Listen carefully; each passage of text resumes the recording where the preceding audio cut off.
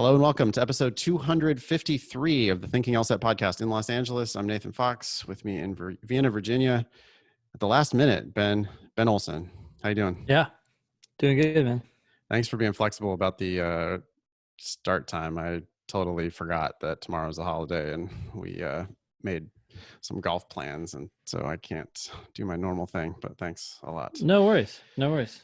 Today on the show, we have a tip about registering for ProctorU, like a way to actually game the system. Oh, and I want to also, don't let me forget this time, Ben, to talk about the crazy ProctorU default start time issue that I wanted to complain about last show, but I forgot. Okay. Yeah.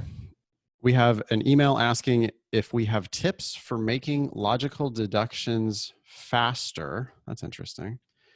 Okay. We have a question about LGBTQQIA plus diversity statements. We have two retake questions. We have a logical reasoning question. And then we have an example of what we think is a good personal statement. We especially think it's good because we helped with it.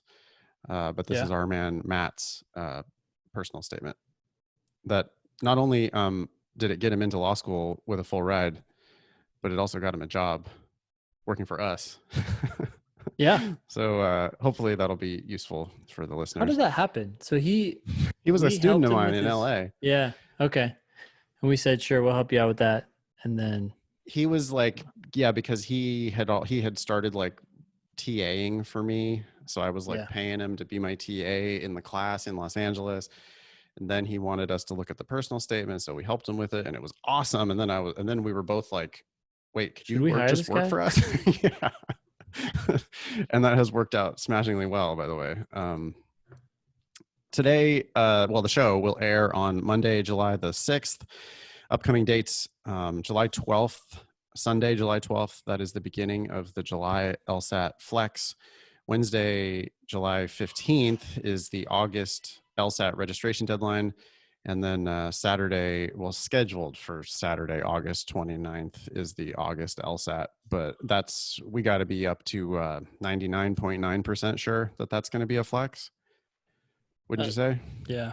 I mean, with COVID cases rising now, right? All over the place. Just like California just shut down everything that, all the restaurants and stuff you can do outdoor seating now, but like all the stuff that was indoor, that all got shut down. A whole like 10 different categories of businesses got shut back down. So COVID is here to stay, which I think means the flex is here to stay. Yeah.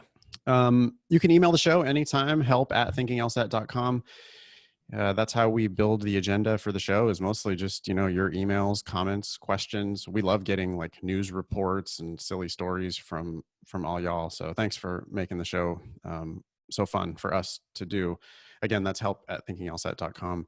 You send us a selfie if you want while you're doing that, you studying, or I don't know, you with your Joe Biden mask on, half cocked on your face. We can use it for the show notes and social media and stuff. Leave us a review on iTunes. For this one. What's that? We should use Matt. We should definitely use Matt. He's traveling across the country right now. I know. Yeah, we should use his pictures from the Grand Canyon. Yeah, he won't know. He thought they were just personal pictures he was sharing with us. Little did he know.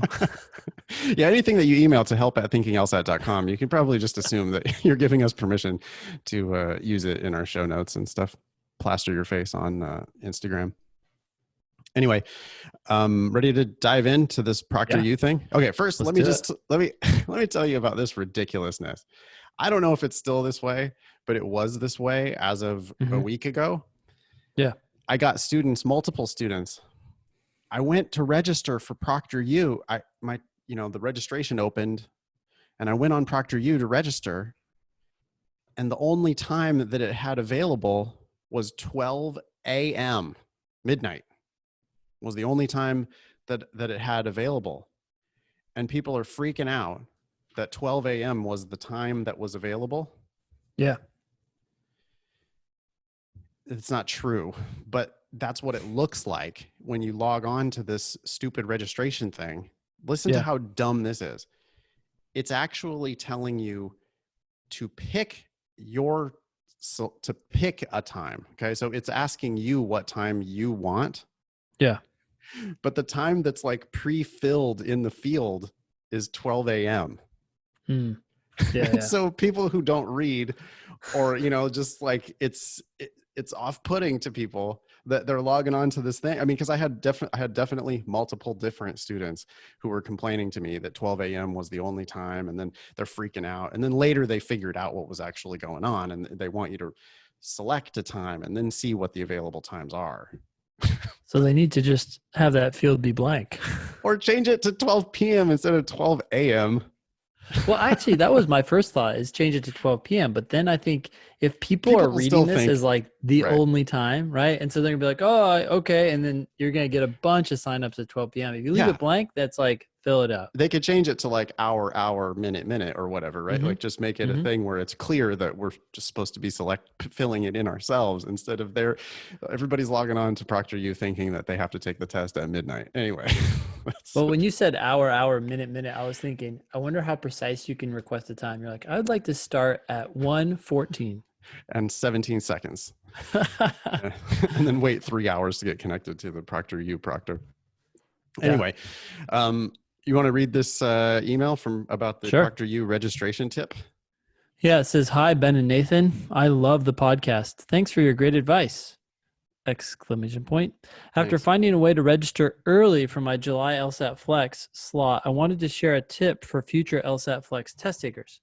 You can register for your ProctorU slot at least a day earlier than LSAC sends out the email with your registration info. Interesting. Yeah. Okay. So ProctorU is all ready for you, and then LSAC sends out the email. That makes sense. They wouldn't want to send out the email before ProctorU is ready for you. Right. All you need to do is select the sign-in option on ProctorU's site and choose the forgot my password option. How the heck did someone figure I this don't out? know. These people are crazy, man. I imagine this is a students are combination of wild. Yeah, I don't know. Type A personalities all gathered on Reddit. When you select these options, you will be directed to enter in your email address, the one that you receive LSAT communications at, and ProctorU will send you a new password. With this new password, you can access your account and sign up for a time slot before LSAC sends out your username and password. Holy smokes, man. There's going to be so many people doing this. All the thanks to the random Reddit user who posted this LSAT-Flex Pearl. Okay. I mean, is this a problem? Are people like going on to ProctorU and not finding slots that work for them? I don't think so. I thought that I had heard one or two of those reports, but isn't it like COVID right now? Nobody's doing anything. Everybody's at home or working from home. How hard is it to take 3 hours off to take the flex? I don't know. Oh, by the way, this is one more reason the flex is awesome, right? Like you can, if you're like a morning person, you can take this test at 7 in the morning if you want to. If you're not, you can take it at 2 in the afternoon.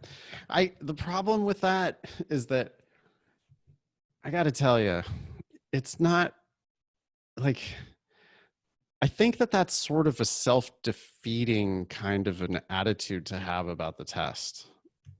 Like, I get it. You think you're sharper at certain times of the day, whatever.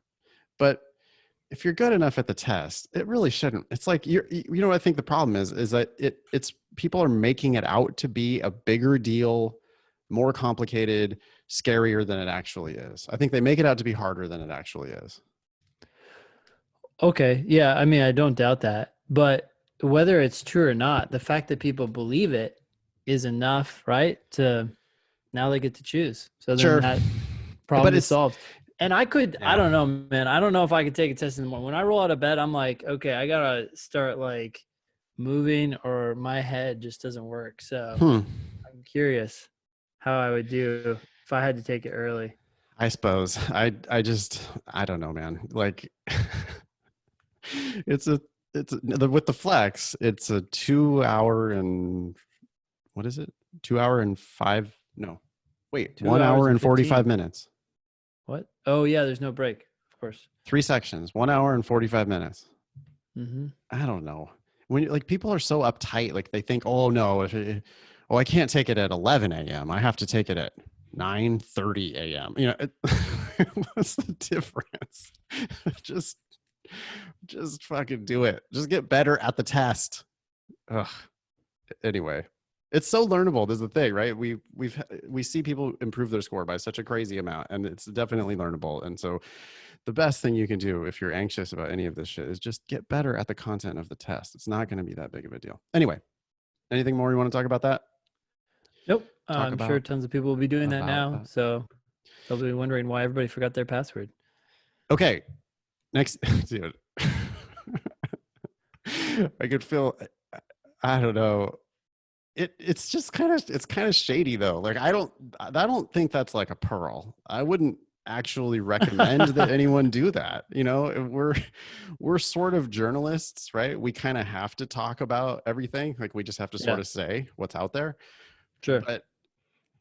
But do you need to do that? No, you don't. Do you need special treatment? Like get your cream of the crop pick of your perfect time? No, they're going to register everybody. You're going to get a time. You're going to take the test. It's going to be fine.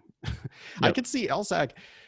Kind of seems like LSAC could do something. Like they probably won't. But if you registered a day early, they could probably like cancel that registration, right? I could see them doing that, but I would see them doing that after they amend their agreement. It would like send out like an update. Yeah, well, it'd be like agreement, I don't know, man. The agreement probably already has covers like we could cancel your whole life at any time for any reason. If you sneeze at us in the wrong way, we're gonna demand your firstborn. Ready for this next email? Sure. I'll read it. It says, "Hey, Ben and Nathan, I'm a demon user. I've been practicing logic games for several months without the demon, and about a month now with the demon. I'm finding the video explanations very helpful, and I can get the correct answers most of the time, eventually. My question is, how do I get faster at logic games? I'm usually making the correct inferences, and I'm using the worlds method for diagramming possibilities, but I'm still just too slow. I'm taking about 12 minutes per game. Admittedly, the demon is giving me harder questions in drill mode, but when I take practice sections, I still don't finish all 4 games in time. Do you have any tips for making my logical deductions faster? I feel like I've hit a wall. I keep practicing and I certainly don't feel like I'm wasting my time, but I don't seem to be getting any faster. I feel like the logic games are holding me back from getting my ideal score. I took the May LSAT-Flex and scored a 164. 164 is a pretty good score if you're not perfect on the games. Yeah. Get perfect on the games and get up to 170. Then there was a follow-up email. It said, occurred to me that this might be relevant. When I practice games on the demon in drill mode, I start the stopwatch on my phone and then turn it face down so I'm not tempted to keep checking it. Then I dig into the questions and try my best to get them correct, but with a sense of urgency. I'm definitely prioritizing accuracy, but I'm trying to teach myself not to take all day to make logical deductions. That's a bad plan. Games rated 1 to 3 in difficulty usually take me 9 or more minutes, but when I watch the videos, Ben or Nathan will sometimes make the comment, this game can be done in about 4 to 5 minutes. So I know it's humanly possible. I've just got to get there. Smiley face. Thanks, Emily. Tips for Emily? Well, it sounds like she's drilling and working at it, so that's good. Yep. Emily, you might just have to do more. Just do more games. But one thought I did have is that maybe in your case, you should do a game. You know how long it took you. Let's say it took you 14 minutes or whatever. Watch the video and see how it was done differently, or what ideas we throw out there that you could try to do it differently, like worlds on the basis of something else. Yep. And then do the game again and see with your new ideas, you could bring it down. Even if you do the same or similar setup, just like tweaking some things here and there. I mean, some small changes, like adding an extra world, like you take a world and you split that into 2 worlds and now it's all full. It just can make a game go down to 4 or 5 minutes. It's crazy, but it's just like you're just done. And you're looking at the answers, you're like, oh yeah, B's got to be correct, C's got to be correct. So I would just say repeat some of these games. I agree with all of that. Some games aren't susceptible to worlds, but the ones that are really are. And it's like, you don't just get one question, you get all 6 questions just based on your setup, right? You just, Yeah. when you really like, just, it's like you solve the whole system and then they just give you buckets of points. And Yeah. the one thing in Emily's emails that really popped out to me was, I'm trying to teach myself not to take all day to make logical deductions. That Yeah. really indicates to me that her mind is not in the right place about this stuff. I don't care how long it takes me. You know, I'm thinking about like the dinosaur game. Mm-hmm. If it takes you 7 minutes to realize that there's only 4 ways to distribute the 2 mauve dinosaurs, Mm-hmm. if once you unlock that, then you get all of the questions just like bang, bang, bang, bang, bang. And I Yeah. think what's happening here with Emily is that she's given up too quickly.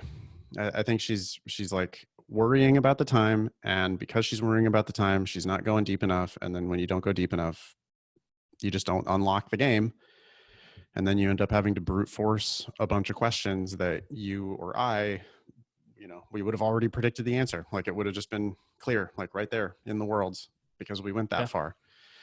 You know, you can look over people's shoulder in class, and back when we used to have shoulders to look over before Yeah. the new online only life, um, the people who would write more in their setups always did better. It's just clear, like 90% correlation that the more you write, the Yeah. better you did. And so in the setup specifically, because if you don't go deep enough on the setup, then you end up wasting a ton of time on the questions. And I guarantee that's where Emily's losing her time. It's not about how much time it takes you to make the setup. It's about how much time it takes you to answer the questions. One thing I would say there is I would clarify, in general, the more the more work you do on your setup, the better you're going to do. You said write more, and they are going to write more, but what I don't want people to do is all of a sudden start just like write, you know how like they'll just write rules down as Oh opposed to yeah, thinking no. about how a rule like relates to another rule, or sometimes negative rules can be interpreted positively, and it's just a much more elegant or concise way of capturing what that rule is trying to say. Yep. So yeah, don't mistake tons of writing. That's not what we're saying. Yeah, what I mean is solve the system. You have to solve the system.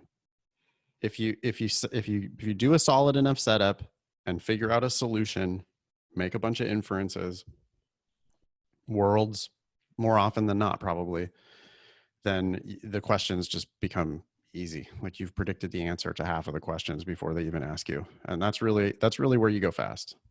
Yeah. Hey, I was going to add one more tip here. Yeah. Throughout the years, I found myself saying to people, test out the extremes in your head. And what I mean by that is I will take, like, every game has 4 to 8 variables. There's some that have more than that. But if you have, let's say, 5 variables, what I'll do is I'll just grab a variable, and in my head, I'll be like, okay, what's the earliest slot it could be in? What's the latest slot it could be in? And that's what I mean by testing out extremes. I'm like trying to go from one side of the board to the other. And as I do that in my head, I realize, wait, there's only so many places that this variable can go.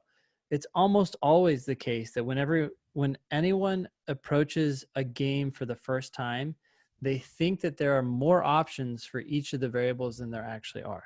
That's Yep. not always, but almost always, right? It's like you look at it and you're like, oh, geez, it looks like it can go anywhere. It's like, okay, just in your head, like run it through the slots or run it through the groups. And all of a sudden you realize, wait, it can't go there and it can't go there and it can't go there. So now it actually only has 4 options. Should I do Yeah. worlds on the basis of that? So Sometimes that's you what I even mean have by to test out pencil it out extremes. in order to see that, right? Sometimes you, yeah, well, you're talking about picturing it in your head and realizing that some of those worlds aren't going to work. Other Mm-hmm. times, you know, hey, if it's a big block and it can only go in 6 places, it's not a tragedy to write out all 6 of those worlds and then watch as 2 or 3 of them end up dying. You know, you just cross them out. Mm-hmm. Didn't really cost you that much time, and you were able to make those inferences because you made those worlds. Yeah. Anyway, I think we're probably done there. Yeah. Cool. It's you. All right. Well, I don't know what all these letters stand for. LGBTQQIA plus. Do you know all the terms these days? I do not. All right, here we go. Hey guys, feel free to use this on the podcast and refer to me by my real name, Rebecca. I'm a bisexual woman. Should I write a diversity statement? Maybe. When I came out to my parents a decade ago, my mom took me to a Pray the Gay Away camp. Oof. Dear God. Okay. Since then, I've used this and similar experiences to educate others. I believe that my perspective would contribute to a broader, richer law school experience and community. Ideally, I would continue to serve in an educational role in this new environment. However, I have two concerns. One, gay and straight communities alike often claim that bisexuals aren't real. What? I didn't know that. Okay. They say we're just selfish, scared, or can't make up our minds. And I'm worried that admissions committees might share this prejudice. No way. Okay. I mean, I sure. haven't heard that before, but no, there's right-wing like wackos who are going to discriminate against you because when you say you're bisexual, then they just are going to put you in the other camp. yeah. I think I mean, there might be people in gay communities who don't like bisexuals, but I think that's got to be going away these days. Yeah, it's less likely, and it's just got to be going away. Come on. Okay. I wouldn't worry about that at all. She says, I'm now married to a man. My current relationship doesn't erase my identity or the perspective that I have to offer, but I'm worried that admissions committees will think I'm just trying to, quote, score diversity points, since I now benefit from the privilege of appearing straight. Thanks for any advice you have to offer. I really don't think that, I mean, I could be wrong, but I feel like in general, law schools and law school admissions are leaning left. They're more liberal in their thought process. And even like conservative schools, like we have GMU, which is known to be a little bit more conservative, named after Justice Scalia. In fact, it's the legal world. I feel like they're more open to these ideas and just not as judgmental about them. I could be wrong. I mean, you've experienced this more than I have, obviously, but I would say don't worry about it and talk about your experience. The gays are taking over, man. Like the gays have done extremely well over the last 10, 20 years. It's like one of the only areas I feel like where we've made actual progress culturally. Mm-hmm. I think the law schools are, they are educated, forward thinking, modern places. Technologically, they're in the shit. Well, COVID is forcing though, like some changes there that are long overdue as well. But like including meeting people, like admissions officers, like meeting with admissions folks online. I heard about that in class the other day, which is like, oh, well, no shit, they should be doing that. Like, obviously they should be doing that. Save yourself the money. Why weren't they already doing that? They're flying people across the country to come visit their school. What? Why? Anyway, no, I think I think she's overthinking it totally. I think it does strike me as something that could be a very compelling diversity statement.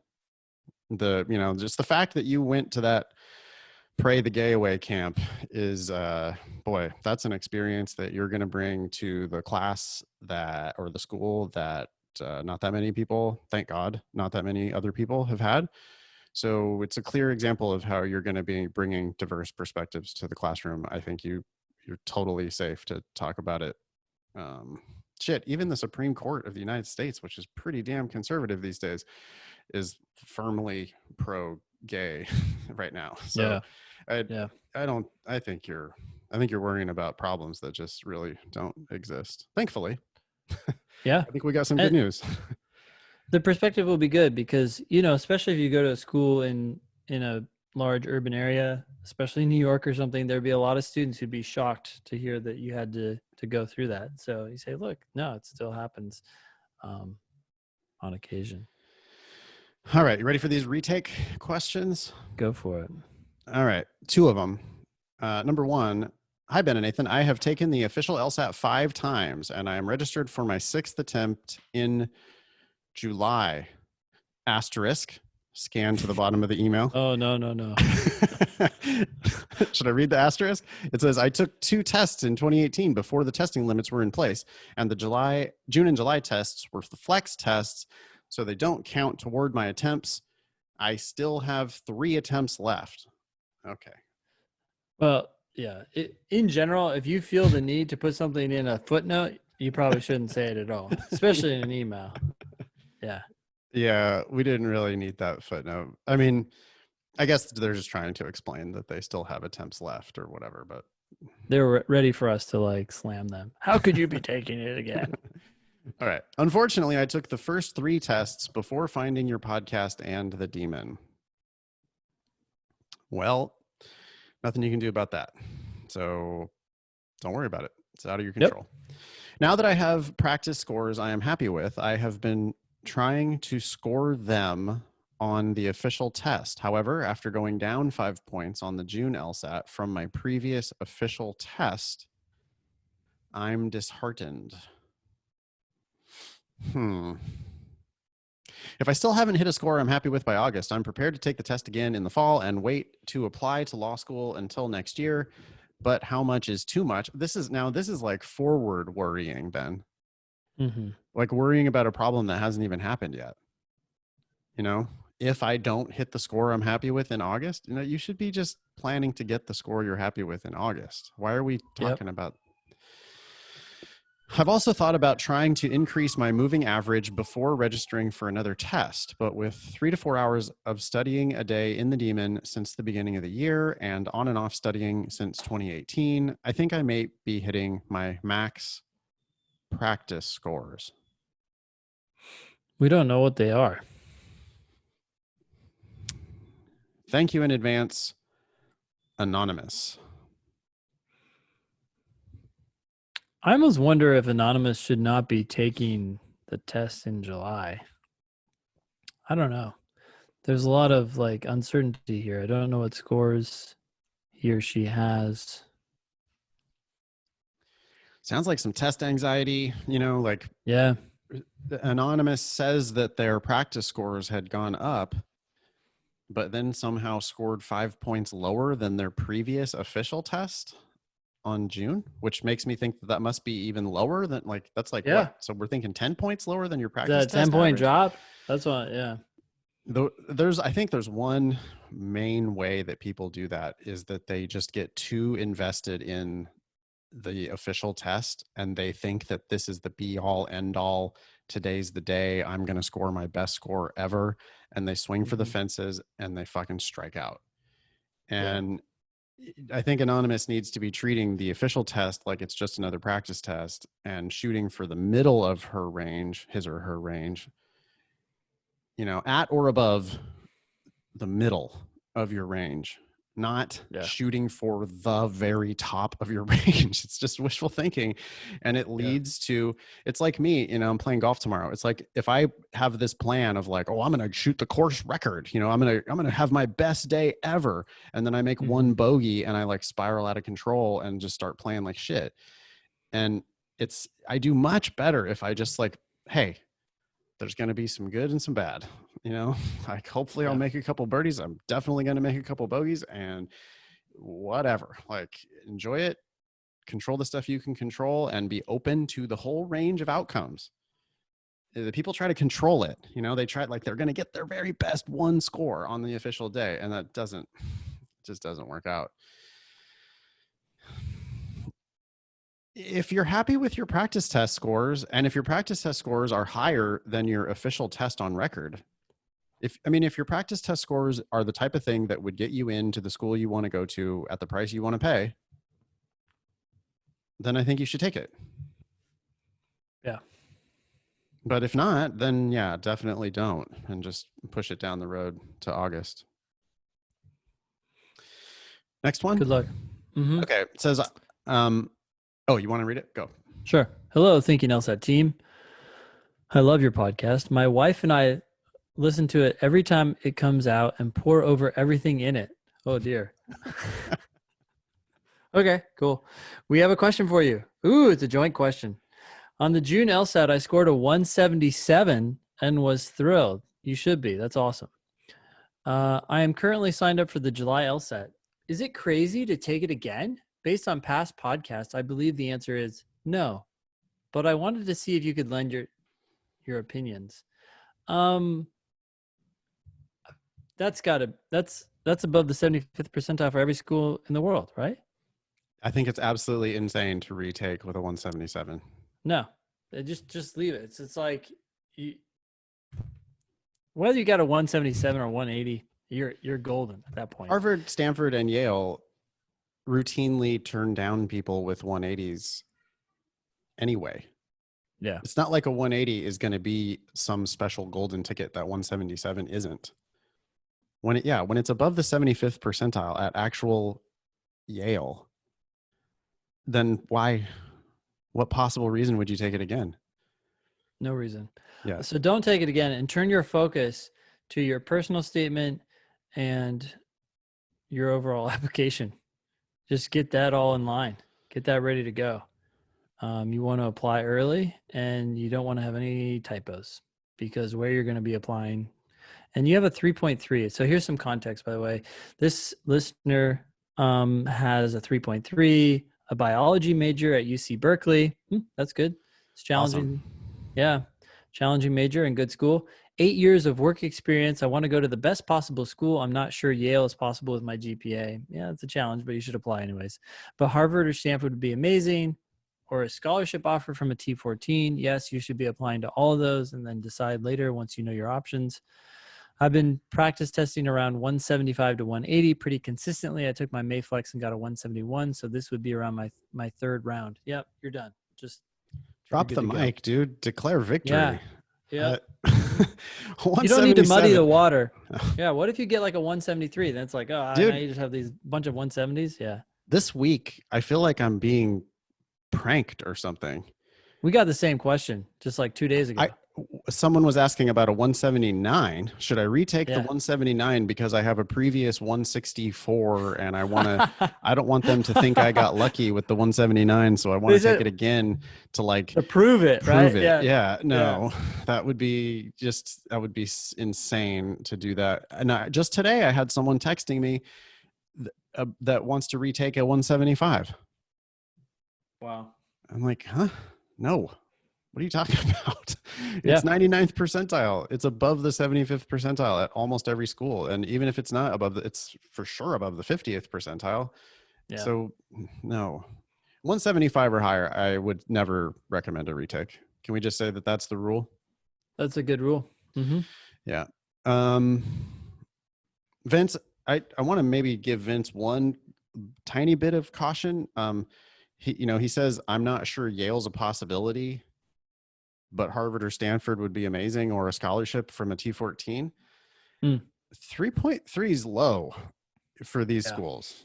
I mean, all the schools in the T14. So I would just be, you need to make sure you apply broadly, Vince. I hope it works out well for you. You were a bio major, so you can write an addendum to make sure that you point out the fact that you took, organic chemistry and whatever else it was you took, and just make it clear that you're a STEM type of brain, and that 3.3 was probably really good in bio. Yeah. Is it just, are we lucky here? Is 3.3, what percentile of the class are you in? Hopefully it's higher. If it is, mention it. Also, did you get a higher GPA your last 2 years? Can we say that?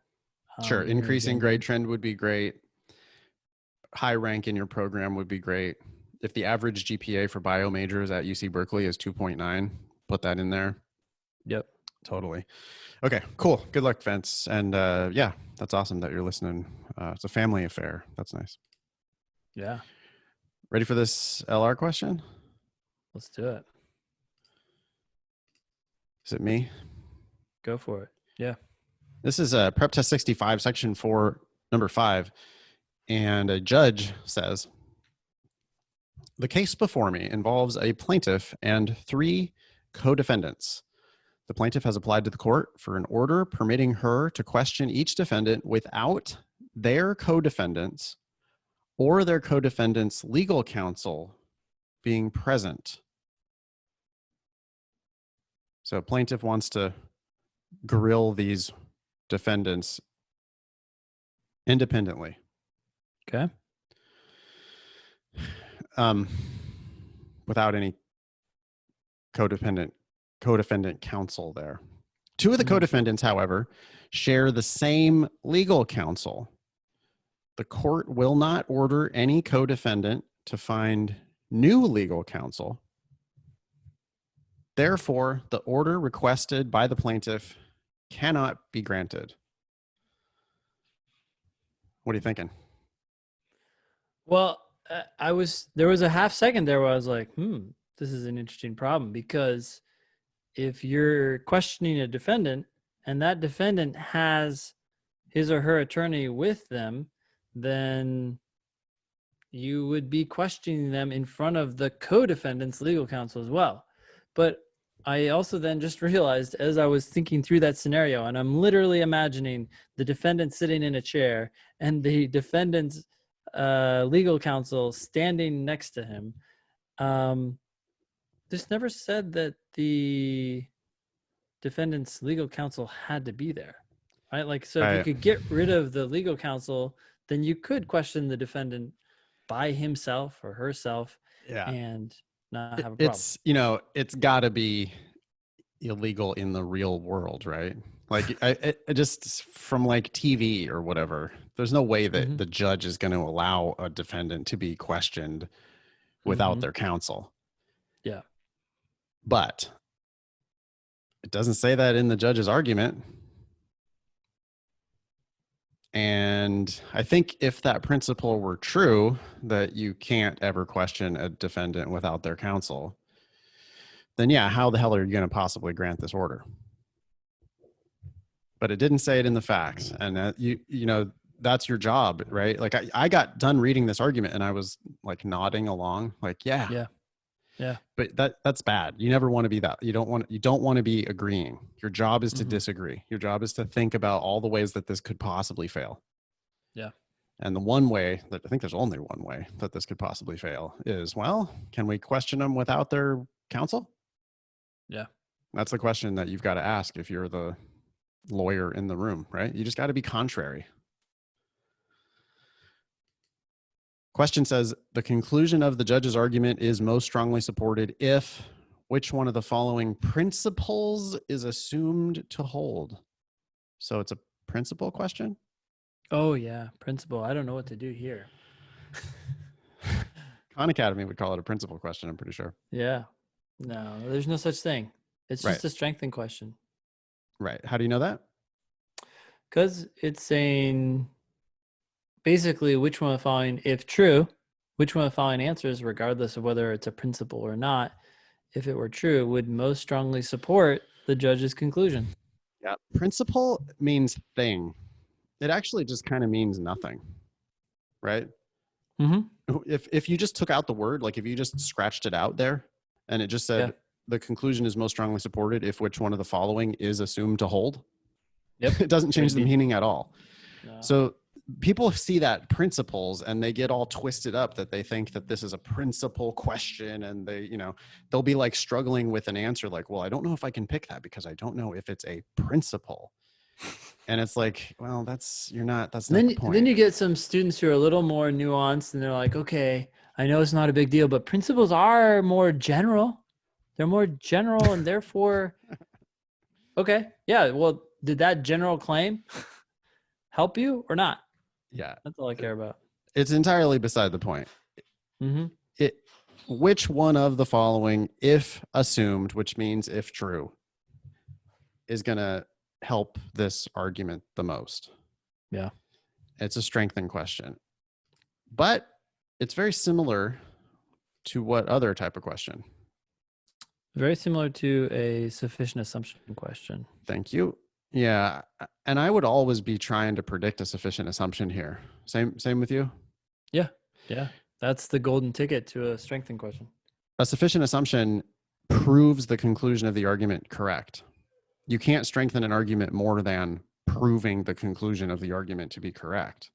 Yeah. So lots of times on a strengthening question, if I can predict a sufficient assumption, I will predict the sufficient assumption before I look at the answer choices. because ideally I go into the answer choices, I find the sufficient assumption that I predicted, and that's just 100% the answer for sure. Yeah. So what did we predict again? We predicted that you needed the legal counsel of the defendant to be present when you question him or her. Yeah, you can't, if it's true that you can't question them without the counsel, then I just don't see how we can possibly grant this order. Yeah, because otherwise you would be questioning the defendant in front of their legal counsel as well as one of the co-defendants' counsels, because they share the same legal counsel. Yep.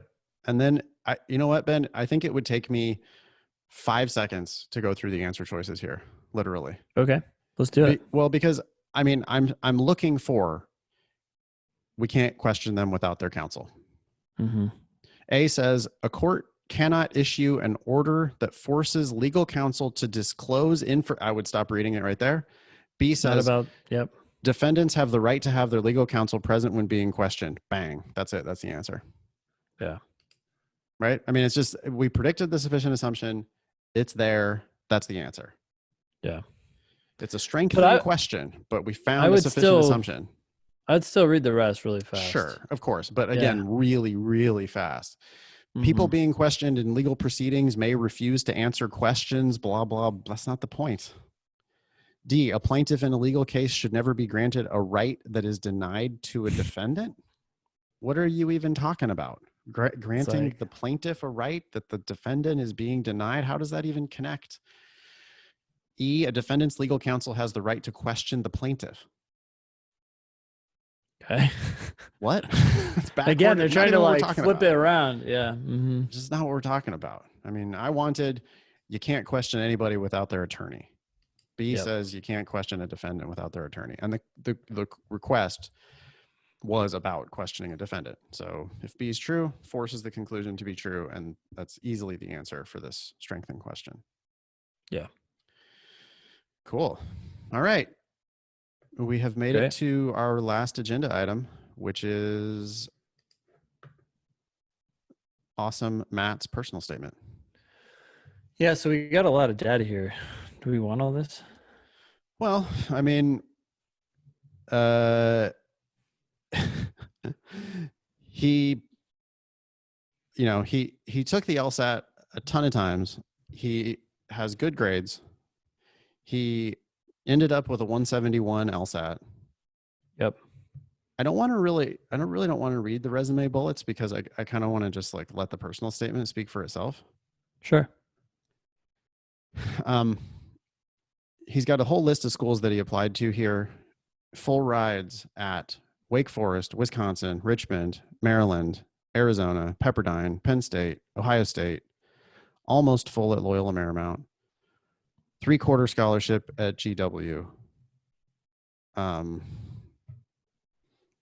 Ended up going to Maryland, right? On the full ride. Amazing. Just home run. Great applicant, worked his ass off, got the 171. He added it up. He had a total of about $2 million worth of different scholarship offers. Of course, you can only take one.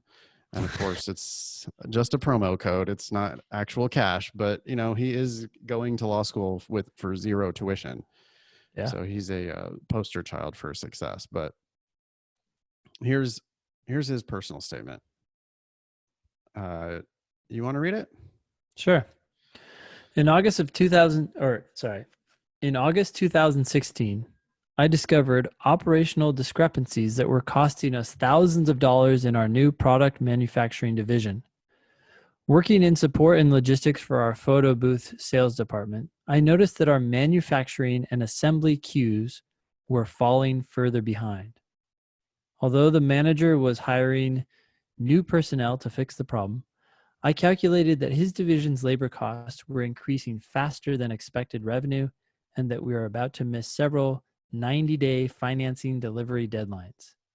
If our products weren't delivered within 90 days, the contracts would be voided and our clients would have to refinance. Our manufacturing manager didn't even realize that this default was about to happen. I asked our CEO for an emergency meeting. Okay, lots of facts. Also, a lot of I sentences that say what he is doing to address a problem that he discovered.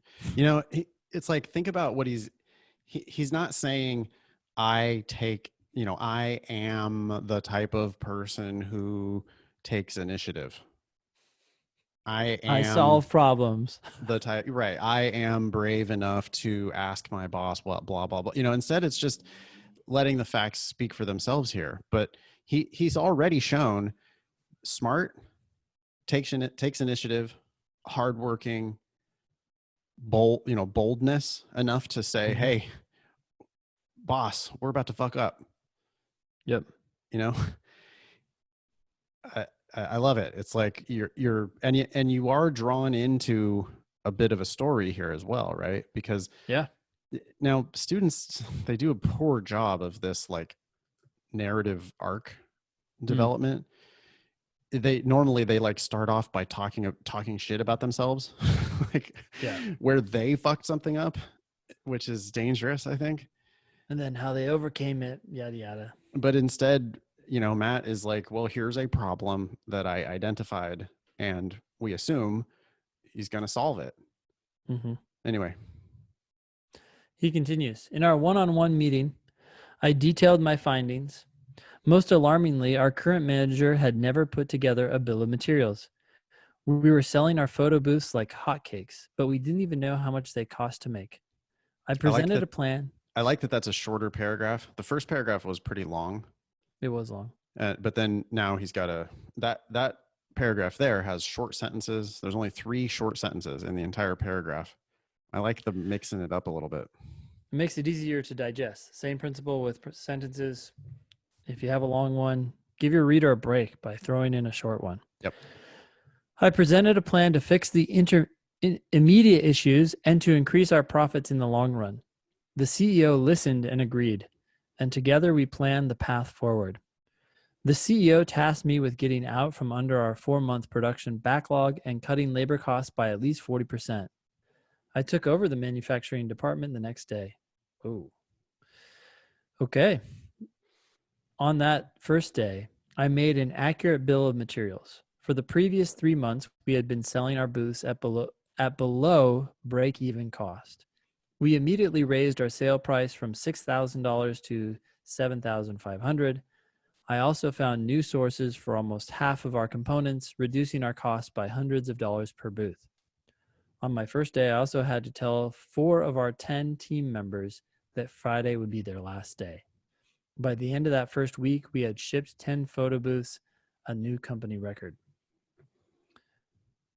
Again, just facts, unpacking exactly what's happening. So many statements just say, I worked on solving a manufacturing problem. It's like, okay, what happened?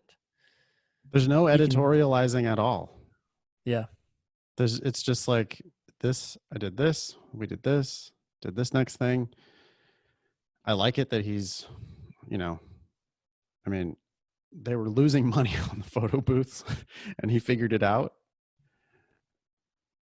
I like it that, then he's reducing, figuring out how to source the components better and save the company money. Yeah. It seems like a thinker and like a doer. What do you think about telling 4 of the 10 team members that Friday would be their last day? I had forgotten about that bit. It takes courage. Yeah, I agree. It's like, he's not like celebrating it as an achievement or anything.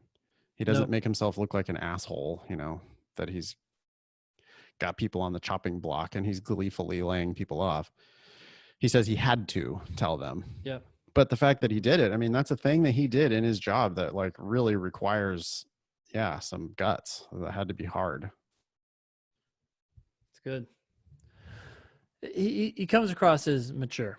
Yep, I agree. I'm here to do work. I'm here to go to school, kick some ass, and then go get a professional job. I'm here to become an attorney. So many people don't look like they're ready to be an attorney. Right.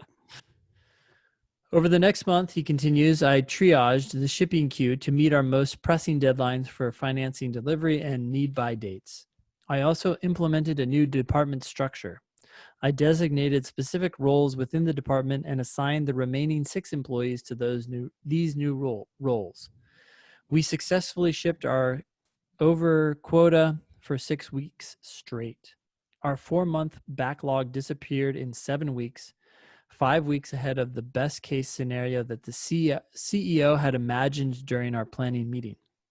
As we were catching up, I again had to let more team members go to cut labor costs. Fortunately, 3 of them were later rehired to other positions in our growing company. Okay. After trimming down our team yet again, I refined the roles of each member and gave them ownership of their territory. This responsibility encouraged the 4 remaining team members to grow into their roles and operate independently. I also standardized and documented our operations. These documented procedures now specify best practices that will allow us to smoothly replace future staff and position us for growth after I am gone. During the next 6 months, our team of 5 shipped almost 200 photo booths with accessories, over $2 million in revenue. This amount nearly doubled our first year sales prediction, allowing us to buy a new office and warehouse space. Wow. The company used the revenue to double its workforce in other divisions. Through further standardization and organization, we cut the build time by over 20% and brought the cost of goods sold down by $1,000 per booth. Over the next 3 years, I became one of the senior leaders at our company. I continued to lead the manufacturing department while becoming the go-to for new projects from the CEO. My division developed and launched 4 more profitable photo booth and accessory offerings. I created the new positions of operations manager and director of products, further defining positions for company growth. I took on the role of safety supervisor and drafted human resource policies for hiring salaried employees. In these new capacities, I researched labor rules and regulations. I helped us achieve compliance in our sick, overtime, and other labor law policies. I also helped negotiate contracts between the company and new employees. Here, I discovered a love for the intricacies of the law that has motivated me to go to law school and to pursue these kinds of transactions at a higher level. Now we know why he's going to law school. I like that one sentence where it clearly ties what he was actually doing in his real job to the law school. It just like it's just a real compelling, like, well, I figured out that I liked this stuff, and so now I want to do more of that. Yep. I love it. It's good stuff. We wish you all the luck, Matt. I think that company, by the way, is now just totally out of business because of COVID. By the way. I mean, it's sad, but they make photo booths for parties, basically. Yeah. I don't think there's anybody getting in a photo booth for the next like long time. But no, I mean, COVID-19 cleaning policies.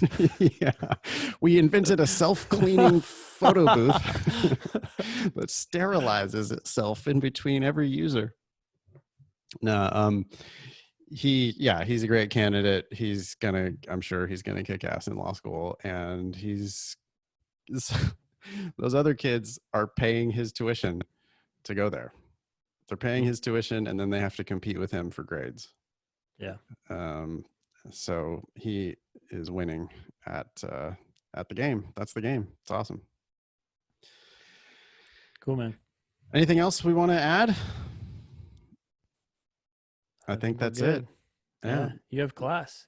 I have class. I got to go teach right now. Oh, by the way, that's on LSATdemon.com. If anybody wants to study with me and Ben, we are doing live classes 7 days a week through Demon Live. It's amazing what we're able to offer now, more than we ever were able to offer before.